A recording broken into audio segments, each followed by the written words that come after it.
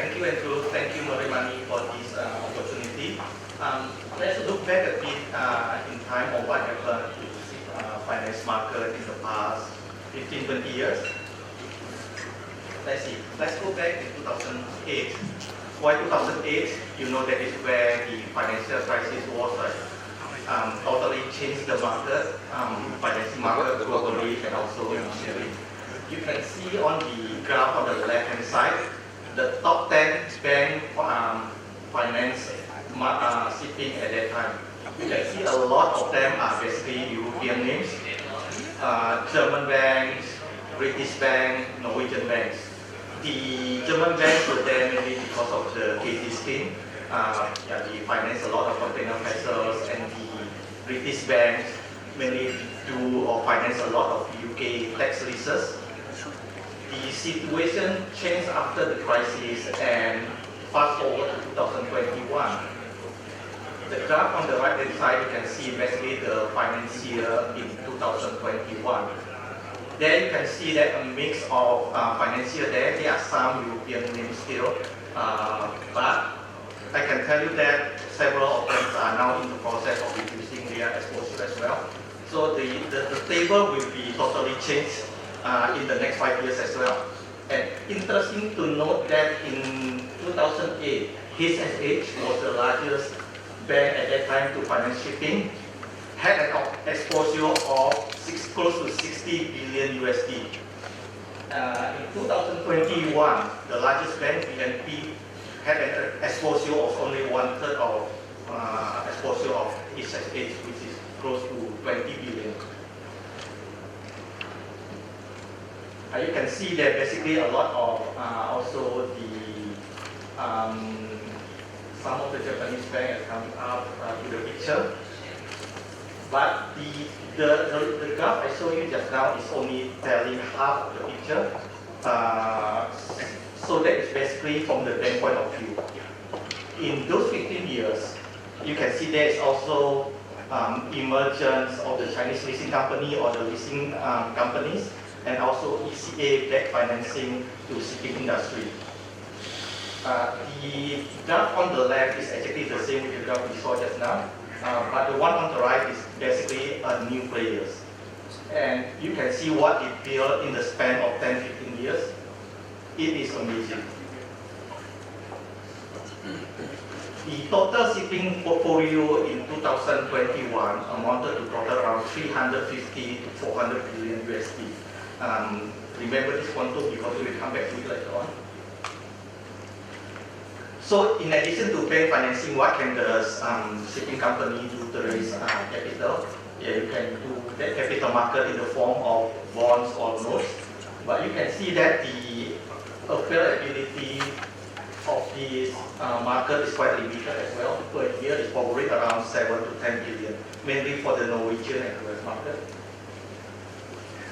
So what do we do is basically we split all the financier and put it into 4 categories. The first is basically the large international banks. The second is basically the leasing company. We put this all the Chinese leasing company, the JOCO under the Japanese leasing, and also the Western leasing company into this category. The third one is the regional or specialized shipping banks. And then the fourth one is the credit funds.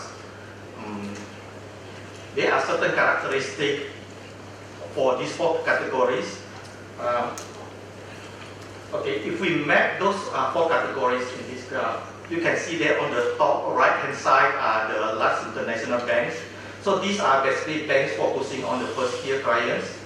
They require the cost of guarantee from the holding company.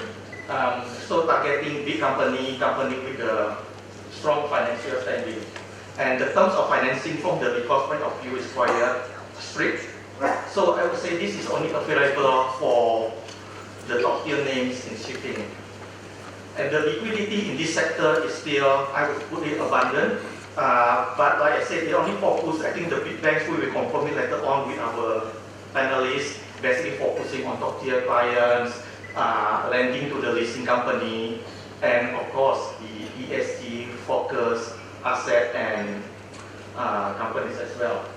The expected lending from this last international bank in our estimation is around 11 to 13 billion for 2023, which is very much in line or slightly more than last year. The second category is also quite interesting, is the leasing companies. The Chinese, there are some negative news about them last year, but we see that there's still, in general, there's a lot of still appetite to do business, and the level of sophistication in concluding deals is quite high. Our expectation is also that this sector will also be quite liquid and provide liquidity this year as well. The biggest question mark is on the JOLCO. There are a lot of enthusiasm on JOLCO financing last year, in the past few months. But now the Japanese government is tightening this sector. In the JOLCO structure, you can see there are two types of JOLCO financing. One is the traditional JOLCO financing, where they finance new building. In the past, they only finance Japanese built vessel, but lately they also finance vessel built in other countries as well. And the second part is more Japanese leasing for the second-hand vessel and older vessel. The one that will be hit is basically the vessel built not in Japan. Basically, there is a lot of complaint or discussion with the government on why the Japanese government have to pay the tax of the shipping company that are basically not enjoyable in Japan. So this sector, we think, might have a substantial change, but the other JOLCO arranger for the second hand, I think will still be there. Still interesting market to follow on. And the third and the fourth category is also quite interesting. I think if I go to list of these attendance list for this conference, I found something very interesting. I was with Kevin in Maritime, Dubai 3 or 4 weeks ago. I can tell you that in that Maritime conference, there were only 2 banks, with basically one French bank and one local bank. And there are 7 or 8 alternative financiers. Those are the ones on our third and the fourth categories. So what are these guys doing basically? They are somehow, I do not see many of them here, or even none. Here is the other way around. You have all these international banks providing liquidity to you, right? It's totally different market. But the third and the fourth categories are also quite interesting in the sense that they can do, or they are focusing on non-recourse transaction. So if there is a new owner buying their first vessel, or there is a big client want to finance on a non-recourse basis, these guys will provide liquidity. And all of them, I would say, are managed by experienced financiers. So they know what they are talking, and depending on where you are in the cycle, the loan to value can vary as well. In the past, the margin would say is quite a big gap between this alternative or this shipping fund with the bank financing. But since they are working on the fixed interest rate, and due to the higher arrival rate, the margin actually differentiation become very small. So the gap is actually getting closer.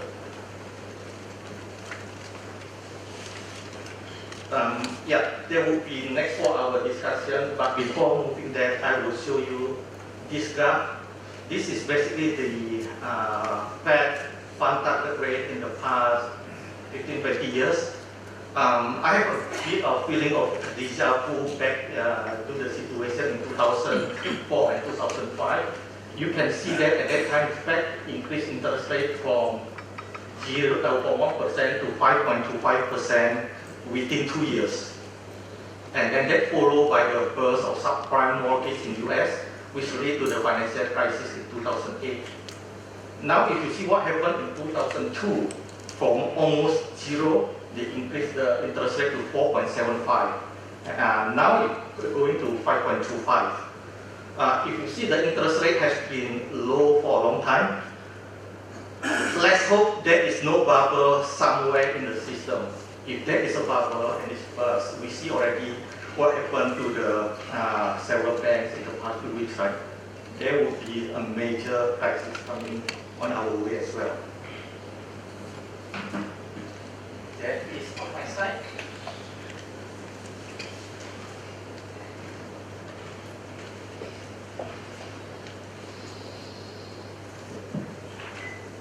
Hi everyone. Yeah, we have a very unbelievable panel this afternoon. Yeah, I have worked to half of you, probably colleague of half of you in the past. So it's really a pleasure to be in this panel. The first one is probably the introduction. I think most of you know them, all of them, but it would be good indeed if you can say a few words about yourself and also your experience and the bank you are working with. Please, we start with you, Tomasz. Great. Hi, Tomasz Pietraszkiewicz. I'm with SMTB here in Hong Kong. Our bank is a Japanese bank providing senior debt financing. We can arrange JOLCOs. We can arrange any products related to Japan. Very much open for business. Looking forward to doing business this year and years to come. From the presentation, I saw that we have about 13 billion book. But mostly I believe it is in Japan. Now we're more open to doing business with non-Japanese parties as well. James Stove-Lorentzen from NorthCape.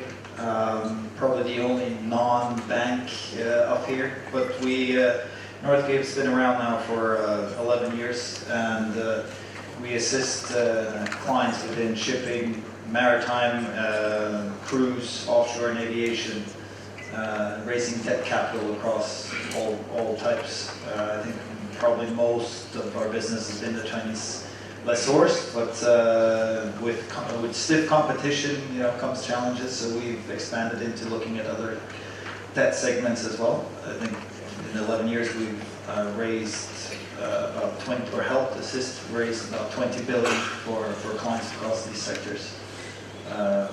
So yeah, that's it. Thank you. Logan? Yeah, thank you, Ali. Yeah, Logan Chong from BNP Paribas, the head of shipping in Asia. And for BNP, Ali mentioned about the chart that BNP is the largest shipping bank in the world right now. But we are not just providing funding, no. In fact, BNP shipping is one of the integrated sector that we do other capital market stuff. So we actually belong to capital market group.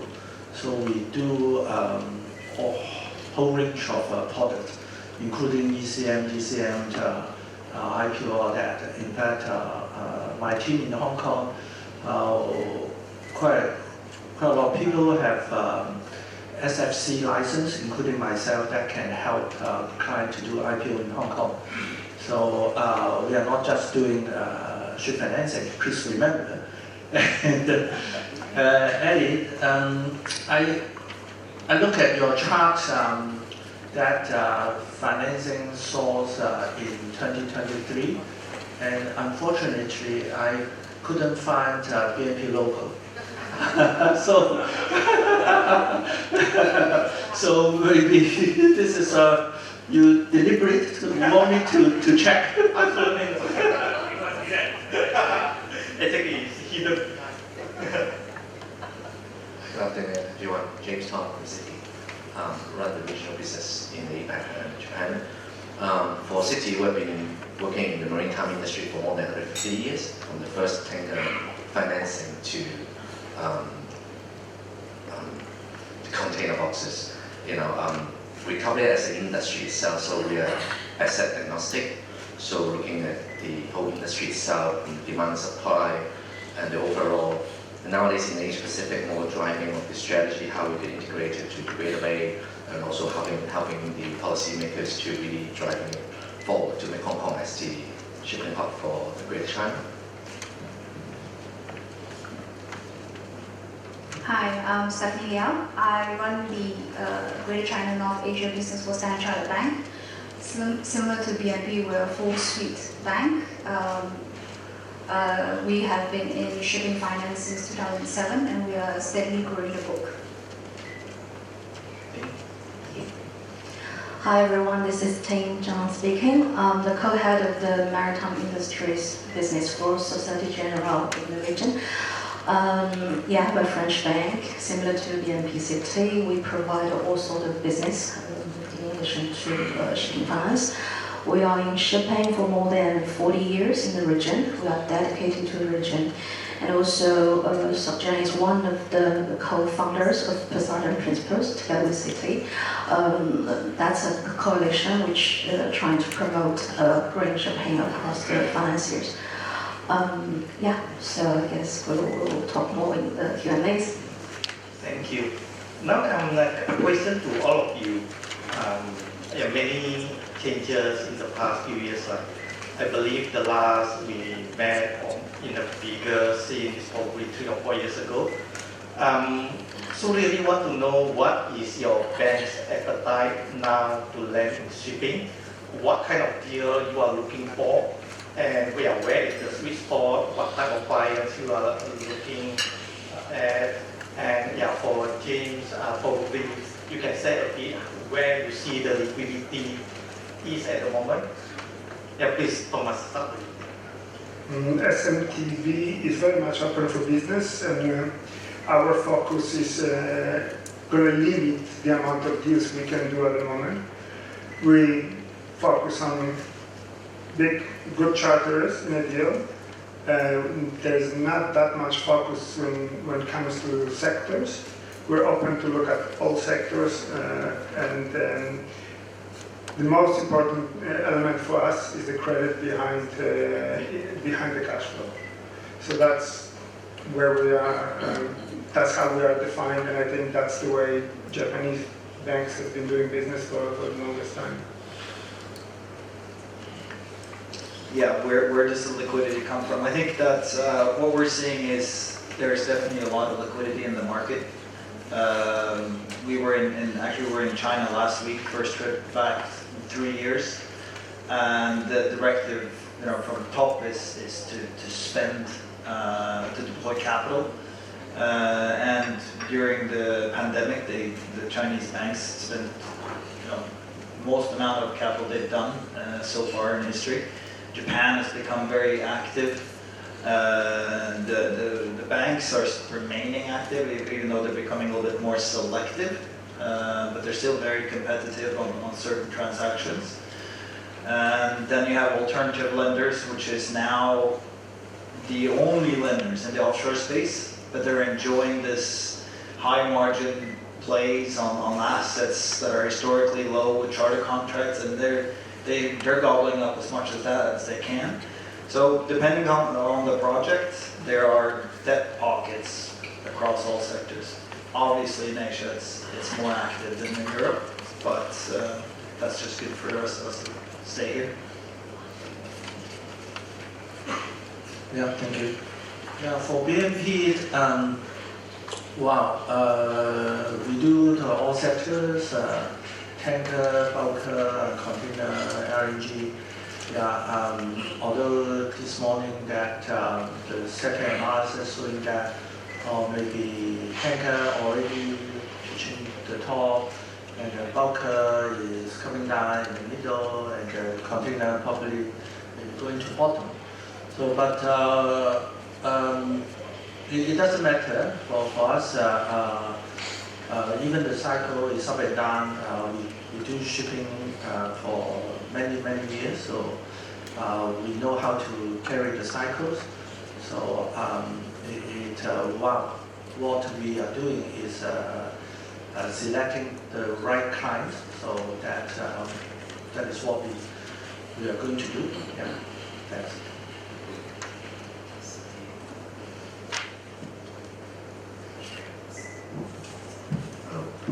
Similar to the other international banks, I think we all facing limited capitals. At the same time, going through quite a lot of regulation change. And what we are doing nowadays is more on relationship, pretty much similar to those banks here. As Ting mentioned about, we are also the co-founder of the Poseidon Principles, so we are driving a portfolio based on the emission. and each of the bank will have its own equation to measure the portfolio, whether they're at par or below. Based on that, that's how we allocate our capital. We wanted to be driving the portfolio or driving the industry into more greener space. We're one of the most international bank, I would have to say, coverage-wise in the countries. So we help a lot of shipping company in their cash management, group payments. All of these are also important, particularly there are lots of regulation imposed into moving money itself, hedging. Because we are asset agnostic, we run by an industry, we provide also advisory to clients. So all the products that we need to be familiar with what will be good for our clients rather than putting one product, so to speak. So we advise clients, even though we work with the other banks too, that's also part of the advisory, because I don't believe one bank can really help one clients to fulfill their fleet. I think the industry itself is going through quite a revolutionary change. New energy, the shortage of green energy, people have not yet made into the investment, although the loan documentation already started having some sort of percent principle clauses in there. I think the industry has not yet moved forward enough to meet the net zero target in 2030 and 2050. So I believe that the next few years, I think there will be more advisory, maybe even more collaboration amongst the financier and the shipping industry, so that we're a service provider to be able to provide the service that they need to fit into the regulation. Yeah, I think pretty similar to my peers. We're very much a client-led bank. We very much do anything based on a wider client relationship. If anything, I mean, I think the point, if anything has changed, I think we've been quite consistent. We've been there through the downs and up cycles. If anything there's changes, we're doubling, tripling down on sustainability.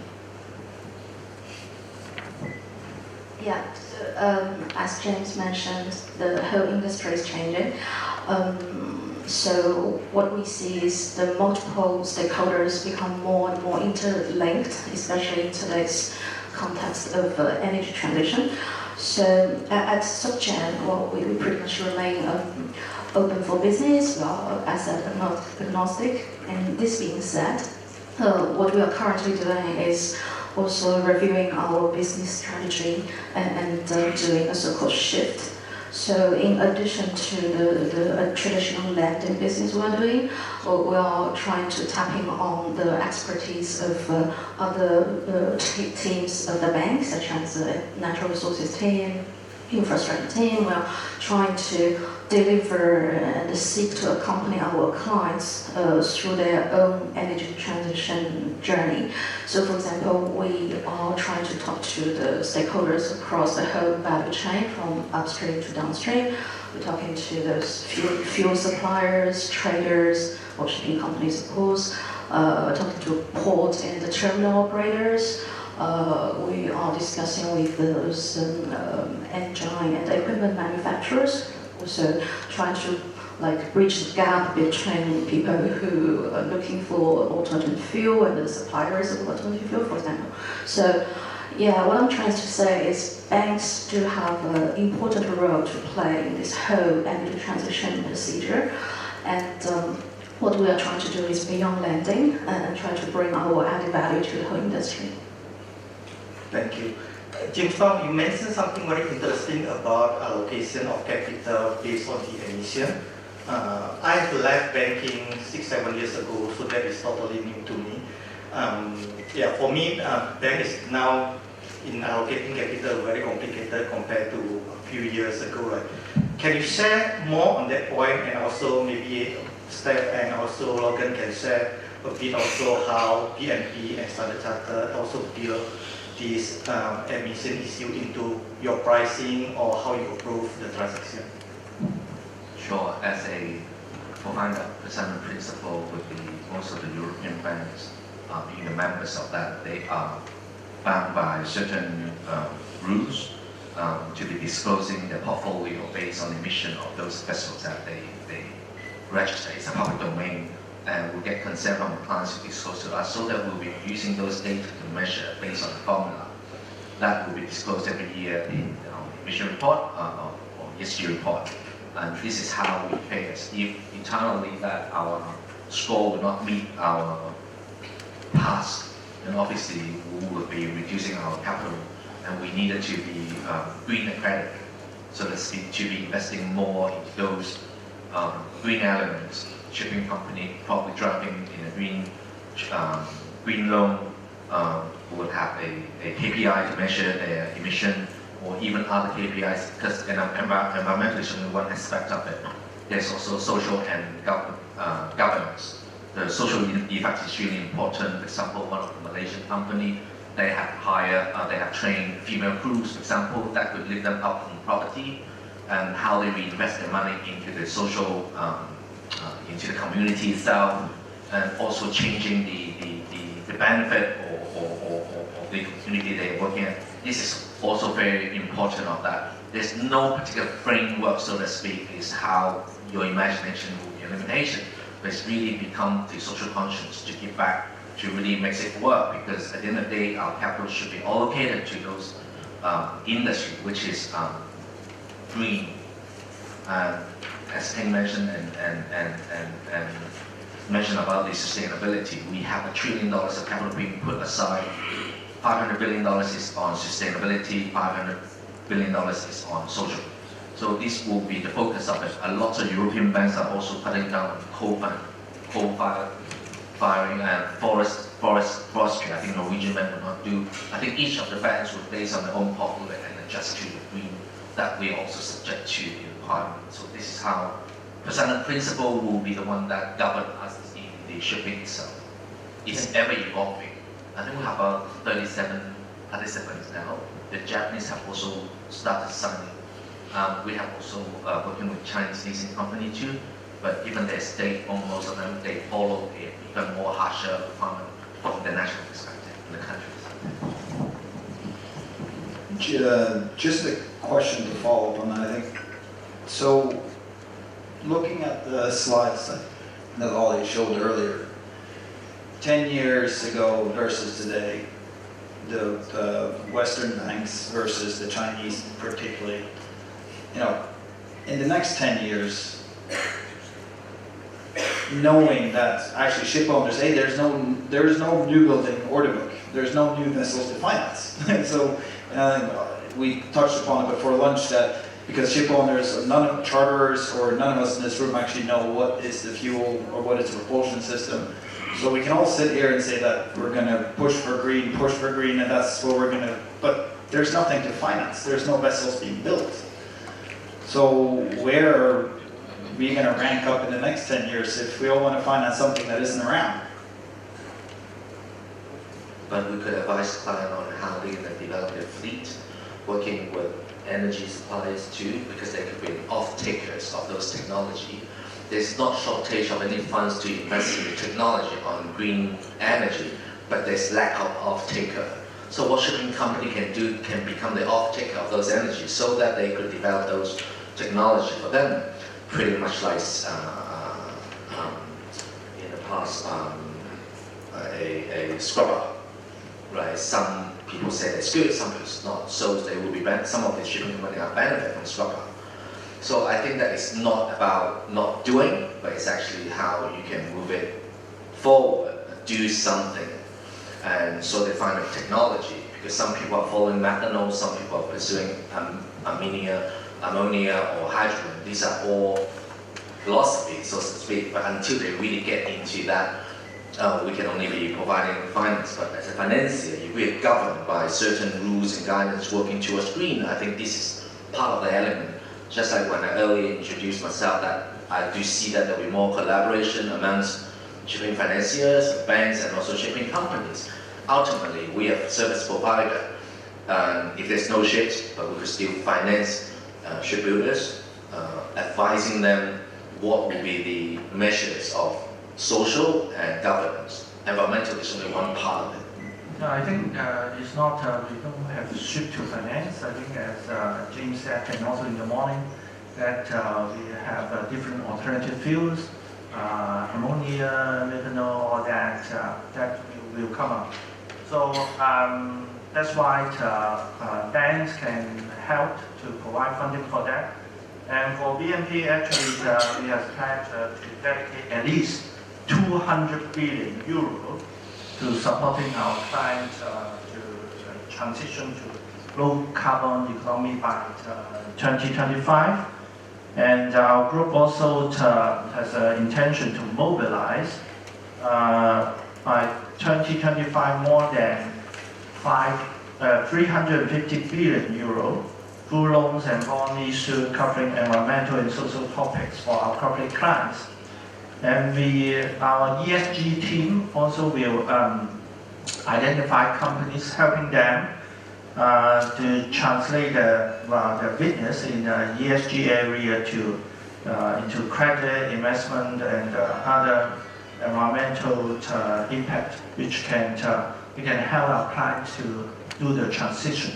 Yeah. Steph, you want to say a couple? Yeah, probably just to add on, I mean, sustainability is not just about financing the ships, right, that are already covered, they're already net zero. It's about financing the transition pathway. We are transiting right now. The whole industry is moving right now. So there has to be, and that has to be funded along the way. So in a way, we are not just financing an asset that is green, we're financing a company's journey towards reaching that target. And looking at it, I mean, there are other things as well, such as EU ETS, carbon credits. Standard Chartered plans to be a top leader in that aspect. We are ready to support the client if there are any questions on that.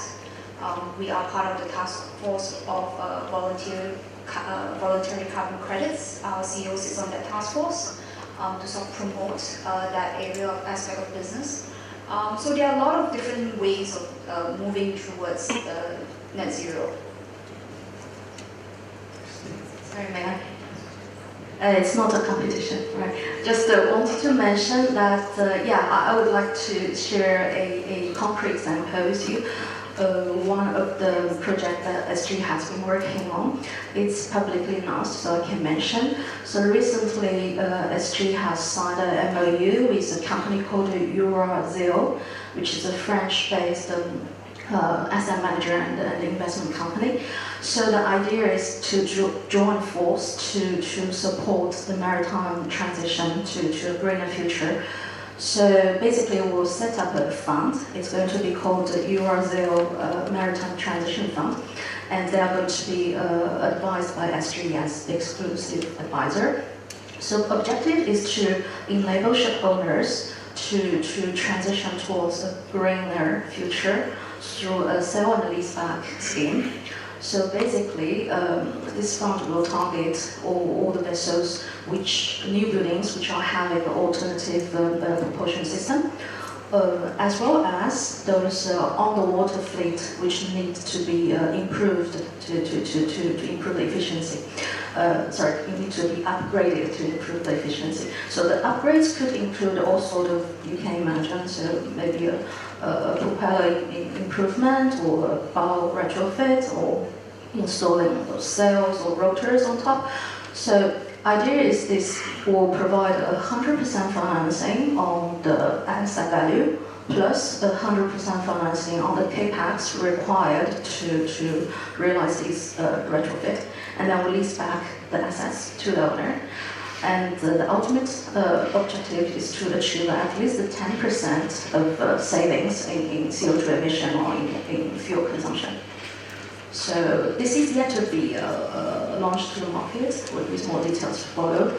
But yeah, it's an exciting project that's showing how serious we are about the ESG. Thank you. Maybe Tomasz, from your point of view, your bank point of view, any different, or you can tell us a bit where you are on this matter?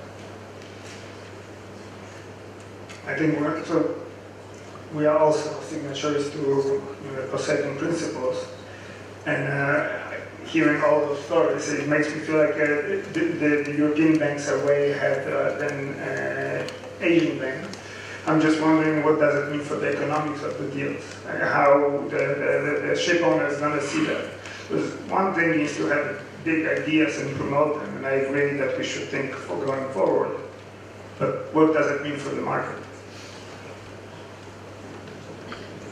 Yeah, that was similar to my thought in the sense of, I really applaud that Eurosia thing, because we work with them, and that is shifting the needle, that is helping. But my question is more surrounding, we have this massive merchant fleet on the water today. Few of them have scrubbers, few of them have dual fuel, and some way or another they're not solving the problem, really. And that fleet's gonna get older, and someone's gonna have to finance it.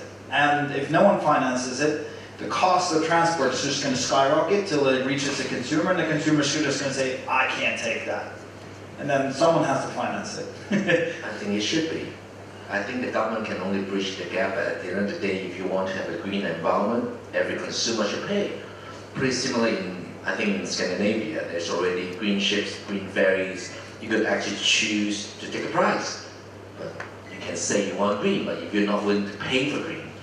So I think the industry itself should be the leaders, and the financiers should be the enforcer.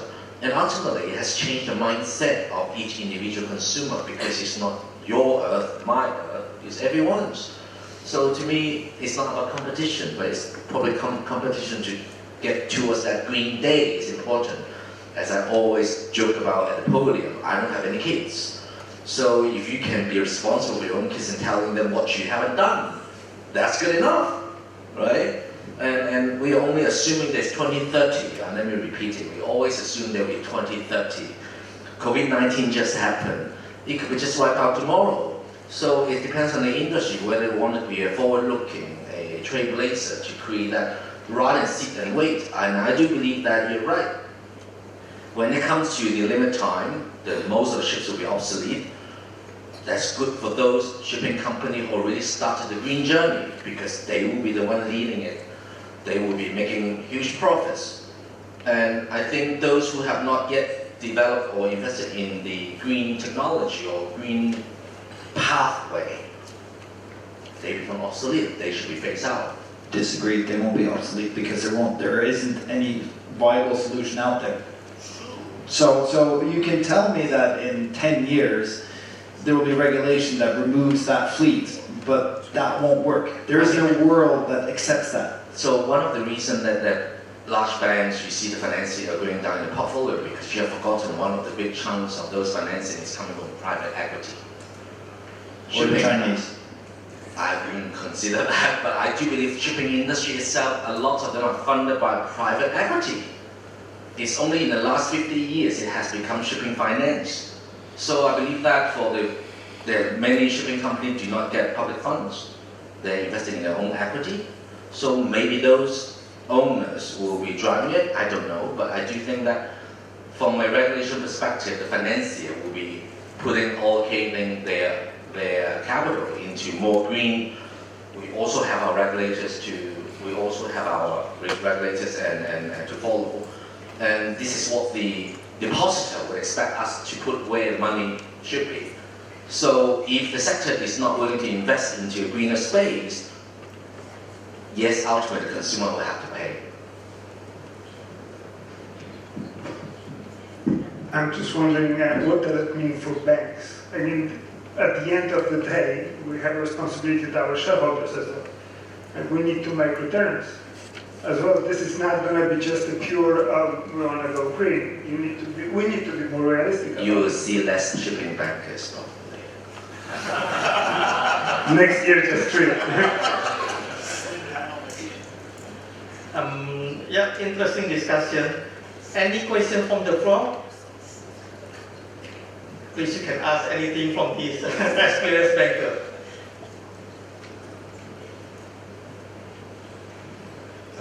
Hello everyone. Just a quick question. I like the idea about financing the shipping company's pathway to decarbonization rather than the actual assets. But I'm just wondering, because the assets you can price that it has value.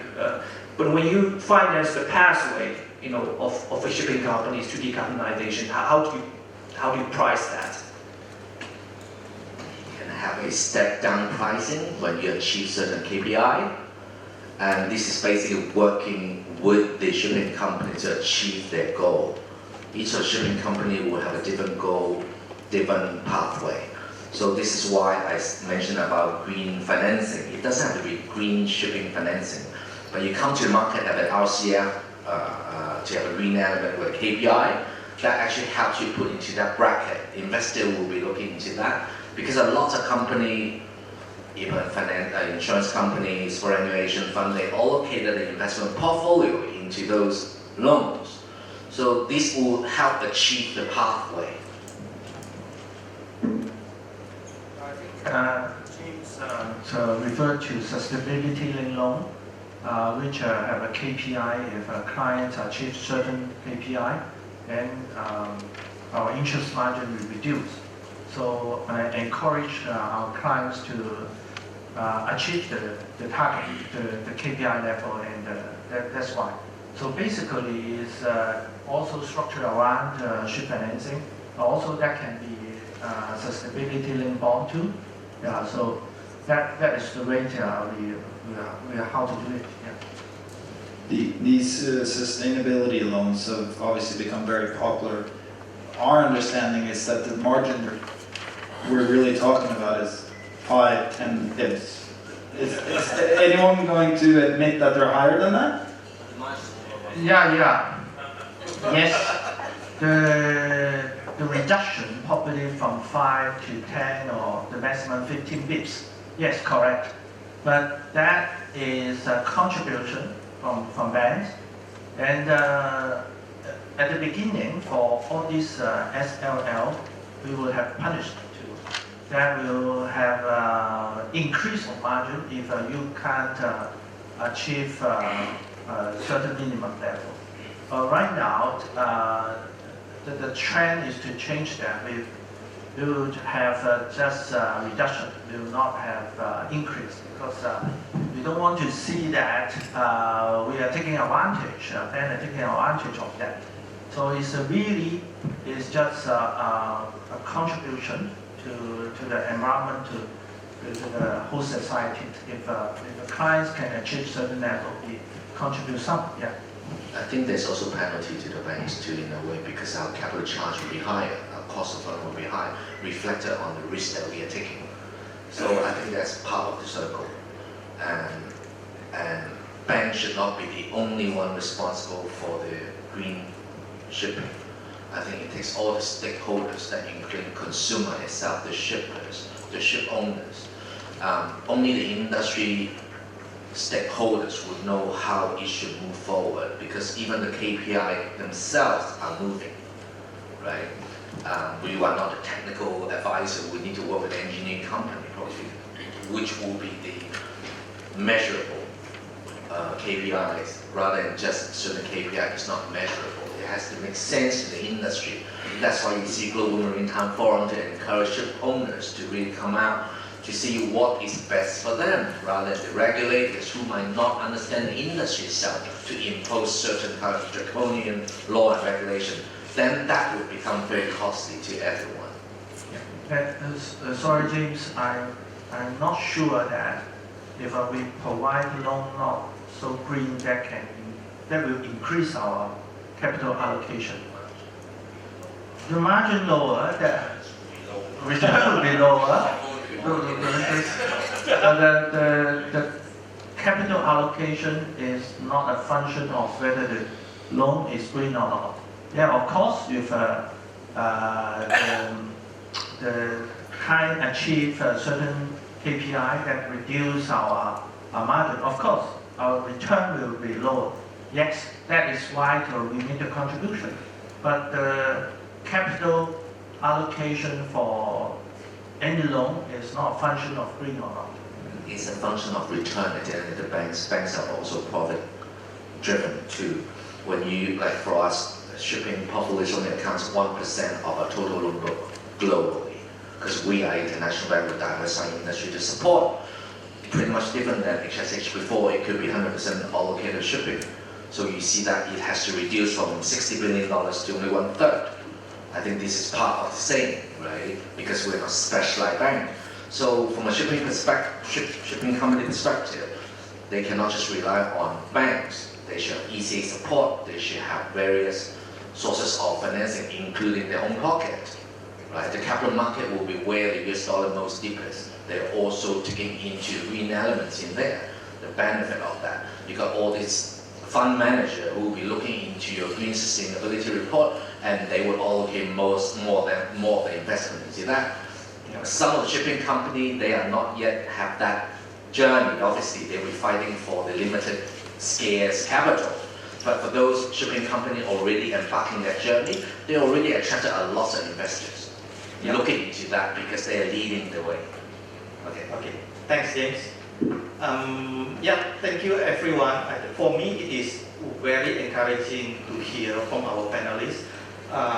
So actually, the conclusion from what my presentation and the discussion is that at the moment, there is enough liquidity for shipping. So whatever you want to finance, it costs not because 20 years of vessel, there is liquidity available. The discussion when we were in Dubai was more on the people on how we bridge the current situation into green or zero emission shipping in the future. At that time, we do not have all these big banks. We have private bank, the private equity guys, and also shipping funds. There were not really solution suggested there, but it is very encouraging indeed to see that the banks indeed working towards that direction to support green shipping or zero emission in the future. Thank you. Thank you.